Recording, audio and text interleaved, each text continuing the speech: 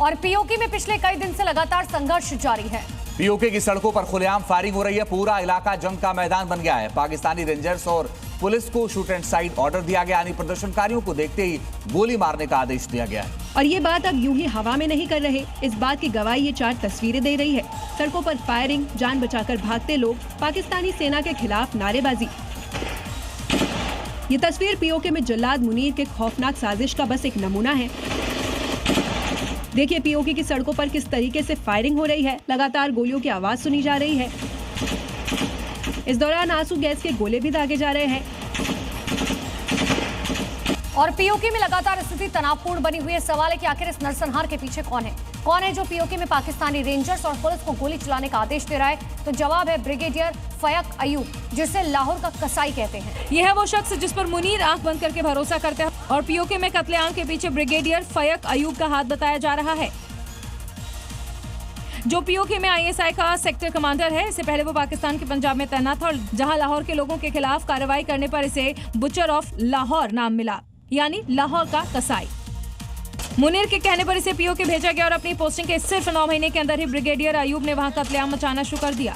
वहीं पीओके में प्रदर्शन को खत्म करने के लिए पाकिस्तानी सेना की तरफ से नया फरमान जारी किया गया है। प्रदर्शन का नेतृत्व कर रही ज्वाइंट अवामी एक्शन कमेटी के नेताओं के खिलाफ पोस्टर जारी कर इनाम की घोषणा की गई है। साथ ही पोस्टर में चारों नेताओं की तस्वीर पर वांटेड लिखा है। पाकिस्तानी सेना ने ऐलान किया है कि नेताओं की जानकारी देने वालों को 1 करोड़ पाकिस्तानी रुपए दिए जाएंगे। इतना ही नहीं, जानकारी देने वाले शख्स की पहचान भी गोपनीय रखने की बात कही गई है। एक तरफ पाकिस्तानी सेना ने पीओके में कत्लेआम मचाया हुआ है और अब दूसरी तरफ हक की मांग कर रहे पीओके के नेताओं पर शिकंजा कसने की कवायद तेज हो गई है। सबसे बड़ी बात यह है कि जो पाकिस्तान हर दूसरे देश से कर्ज लेकर अपना दाना पानी चला रहा है, वो इन नेताओं की जानकारी देने वालों को 1 करोड़ रुपए देने की बात कह रहा है। और यूपी के गोंडा से बड़ी खबर है। सड़क हादसे में 5 लोगों की मौत की जानकारी है। 6 लोग बुरी तरीके से घायल हुए हैं। 5 लोग परिवार के एक ही परिवार के सदस्य बताए जा रहे हैं। गोंडा लखनऊ हाईवे पर ये बड़ा हादसा हुआ है जिसमें 5 लोगों की जान चली गई। बड़ी बात यह है कि 6 लोग बुरी तरीके से घायल हुए हैं, जिन्हें अस्पताल में भर्ती कराया गया है। और अब आगे देखिए अलग अलग राज्यों की 5 बड़ी खबरें। यूपी के कानपुर देहात में एक तालाब से मिसाइल नुमा मोटार मिलने से हड़कंप मच गया। सूचना पर पहुंची पुलिस और एफएसएल की टीम ने सुरक्षा घेरा बनाया, जिसके बाद बम स्क्वाड ने मोटार को कब्जे में लेकर जांच शुरू कर दी। ग्रेटर नोएडा में एक 5 मंजिला इमारत के फ्लैट में शॉर्ट सर्किट से अचानक से आग लगे। गनीमत रही के हादसे के वक्त घर में कोई मौजूद नहीं था। सूचना मिलते ही दमकल की 3 गाड़ियां मौके पर पहुंची और आग पर काबू पाया।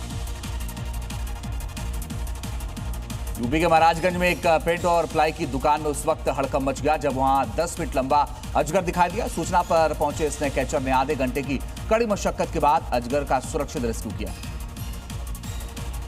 उत्तराखंड के हल्द्वानी में अचानक तेज आंधी और तूफान ने जमकर तबाही मचाई। हाईवे पर एक विशाल पेड़ गिर गया, जिससे यातायात ठप हो गया। सूचना पर पहुंची पुलिस ने कड़ी मशक्कत के बाद पेड़ हटाया। एमपी के खरगोन में नर्मदा तट पर नहाने के दौरान बड़ा हादसा हो गया, जिसमें हरियाणा के 2 युवकों की डूबने से मौत हो गई। सूचना पर पहुंची पुलिस ने एसडीआरएफ की मदद से शव को बाहर निकाला।